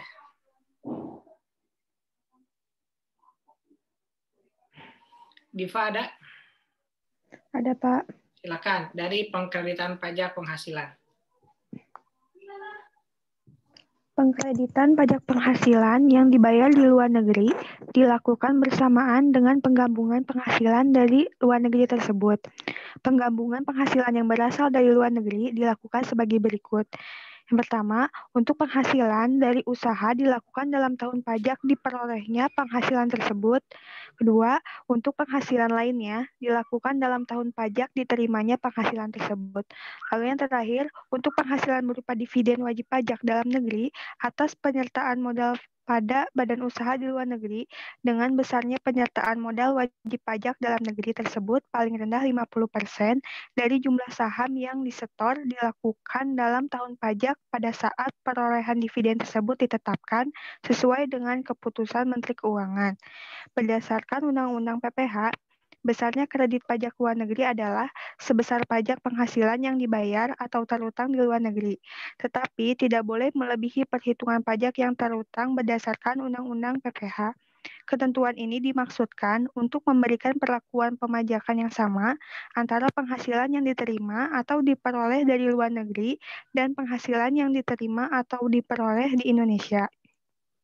Dalam menghitung penghasilan kena pajak, kerugian yang diderita oleh wajib pajak di luar negeri tidak dapat digabungkan atau dikompensasikan dengan penghasilan yang diterima atau diperoleh dari Indonesia. Dasar pertimbangannya adalah bahwa kerugian di luar negeri lazimnya akan dikompensasikan dengan penghasilan dari luar negeri pada tahun berikutnya. Dalam menghitung pajak penghasilan di luar negeri, sehingga apabila kerugian tersebut digabung dengan penghasilan di Indonesia, maka akan terjadi kompensasi kerugian dua kali. Dalam hal jumlah pajak penghasilan yang dibayar atau terutang di luar negeri melebihi jumlah kredit pajak yang diperkenankan, maka kelebihan tersebut tidak dapat diperhitungkan dengan pajak penghasilan yang terutang tahun berikutnya, tidak boleh dibebankan sebagai biaya atau pengurang penghasilan, dan tidak dapat dimintakan restitusi. Penyampaian permohonan kredit pajak luar negeri dilakukan bersamaan dengan penyampaian surat pemberitahuan pajak penghasilan. Apabila pajak atas penghasilan dari luar negeri yang dikreditkan ternyata kemudian dikurangkan atau dikembalikan, maka pajak yang terutang menurut Undang-Undang PPH harus ditambah dengan jumlah tersebut pada tahun pengurangan atau pengembalian itu dilakukan. Dengan demikian, maka apabila terjadi pengurangan atau pengembalian pajak atas penghasilan yang dibayar di luar negeri, sehingga besarnya pajak yang dapat dikreditkan di Indonesia menjadi lebih kecil dari besarnya perhitungan semula, maka selisihnya ditambahkan pada pajak penghasilan yang terutang menurut Undang-Undang PPH. Oke. Ati Mulyati.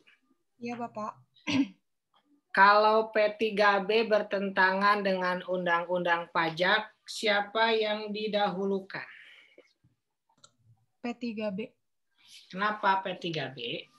Soalnya kan biar enggak bertentangan sama yang negara lain, Pak. Jadi biar pajaknya enggak double dikenain. Alasannya salah. Apalah? Coba. Jawabannya benar, alasannya salah.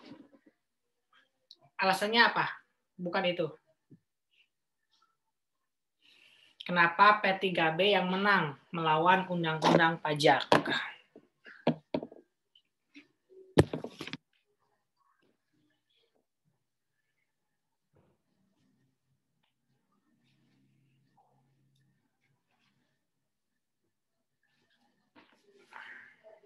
Kenapa?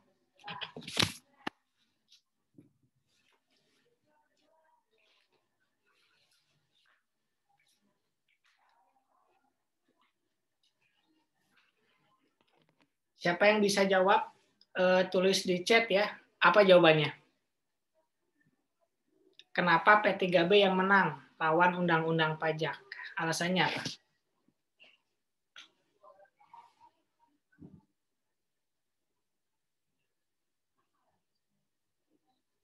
Ada yang nggak tahu?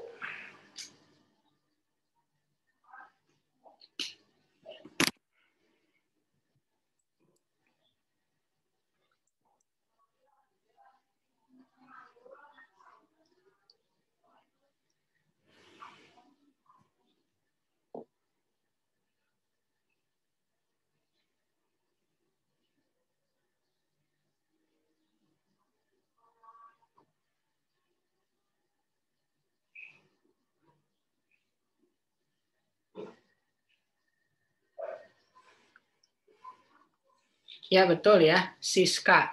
Karena P3B itu lex spesialis ya. Jadi lex spesialis itu didahulukan. Jadi P3B termasuk lex spesialis atau bahasa hukumnya ius lex spesialis ya, bahasa apa tuh ya? Gitu ya. Nah, sekarang kita lihat nih untuk pengkreditan pajak luar negeri menurut Undang-Undang PPH. Ya. Nah, ini sih kita udah bahas ya di pajak 2. Jadi kalau misalkan kredit pajak luar negeri itu ada di Undang-Undang PPH pasal 24. Di mana kita hitung dulu ya. Kita hitung dulu berapa penghasilan di Indonesia. Langsung aja lah ya. Contoh, bukan contoh, Deng. Kalian coba jawab ya, tuliskan nama sama NIM. Ini misalkan PPH dalam negeri, bukan PPH lagi, penghasilan dalam negeri 100 juta, penghasilan luar negeri misalkan ini 300 juta deh, ini 200 juta ya. Terus dia itu, jangan deh, kita mau yang gampang aja ya. Ini 30 miliar, ini 20 miliar. Ya. Terus tarif pajak luar negerinya itu 30%. Nah, berapa pajak terutangnya? Ini perusahaan ya, berarti badan nih. Misalkan PT Zoom ya, Zoom in misalkan ini ya. Silakan, ada yang mau coba?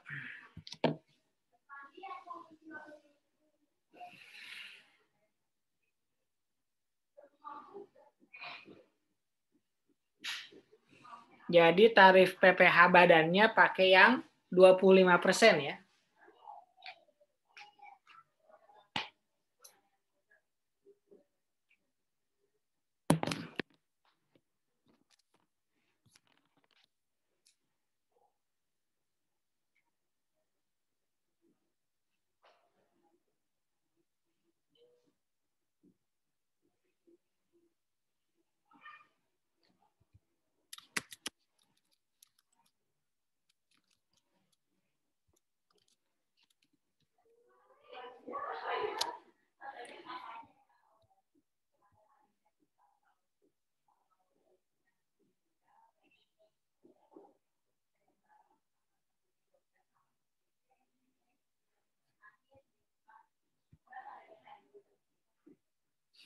Soalnya ada di chat ya.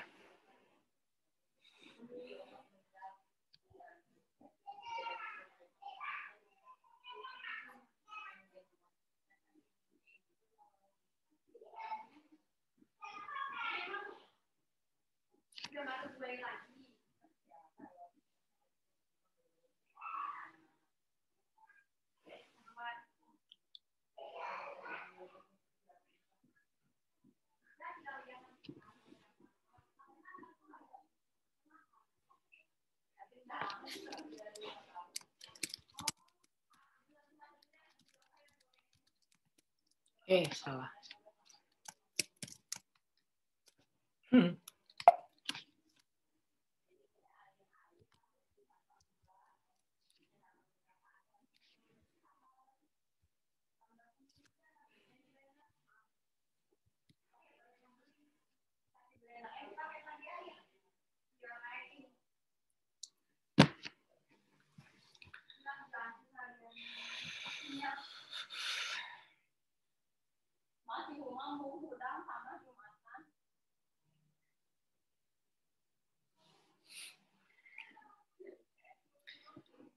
Pertama, hitung dulu berapa total penghasilan ya, dalam maupun luar negeri. Yang kedua, hitung berapa PPh terutang dalam negeri. Yang ketiga, baru hitung berapa kredit pajak maksimalnya. Yang keempat, hitung berapa pajak terutangnya.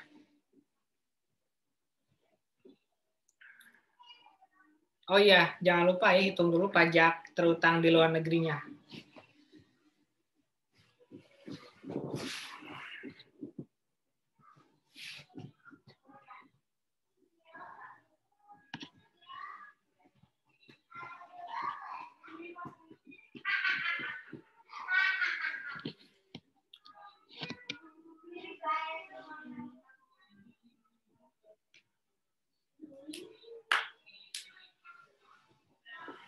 Ada yang coba mau?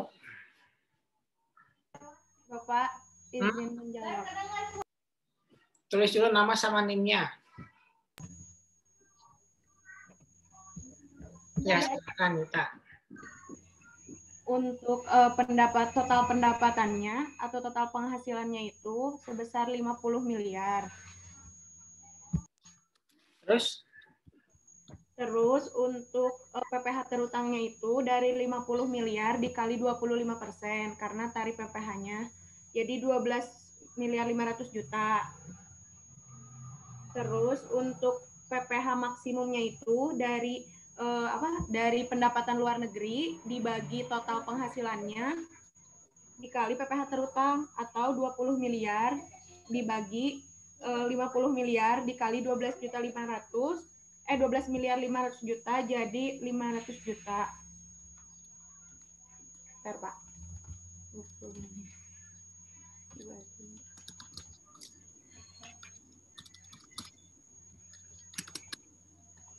Jadi 5 miliar. Untuk maksimumnya jadi 5 miliar dan untuk tarif pajak luar negerinya dari 30% dikali 20 miliar yaitu 6 miliar. Jadi berapa PPh terutangnya? PPh terutangnya itu, bentar Pak, 12 miliar 500 juta. Nah, oke, kita salah deh kayaknya kamu. Salah ngitung. Coba total penghasilannya berapa? 50 miliar. PPh terutang dalam negeri berapa?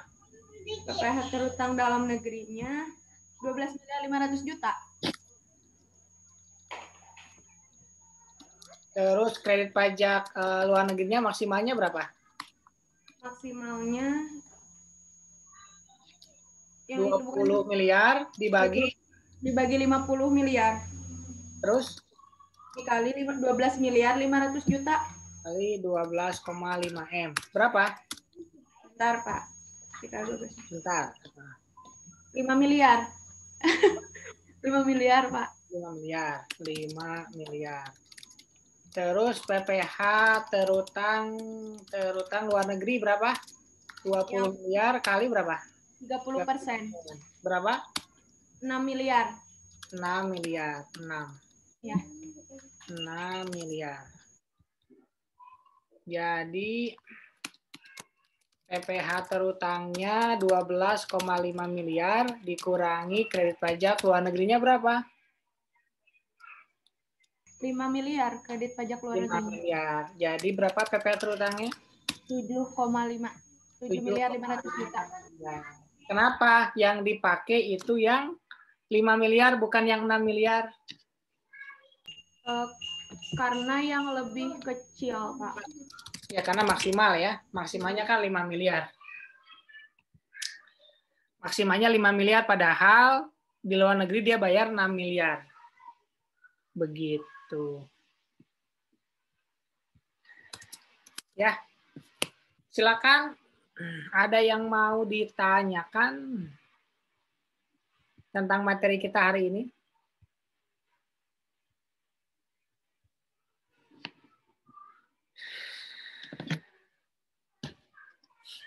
Ada? Kalau nggak ada ya, karena hari ini hari Jumat gitu ya, dan saya belum mandi ya, jadi kita harus agak percepat ya. Nggak ada yang mau ditanyain? Jangan lupa tugas ya dikerjakan di classroom ya biasa. Oh ya, minggu depan kalian udah mulai belajar ngabsen ya, ngabsen di Sinau. Jadi mulai minggu depan sampai terakhir itu kalian ngabsen di Sinau. Ya. Biar nanti ini apa namanya, biar kalian merasakan gitu ya, nggak merasakan gedung baru, merasakan sistem baru gitu ya, minimal. Gitu. Nanti kan gedung baru mah jadinya setelah kalian lulus ya. Gitu. Biasalah itu mah klasik ya. Oke. Kalau nggak ada yang ditanyakan, saya cukupkan sekian. Terima kasih semuanya. Assalamualaikum warahmatullahi wabarakatuh. Waalaikumsalam.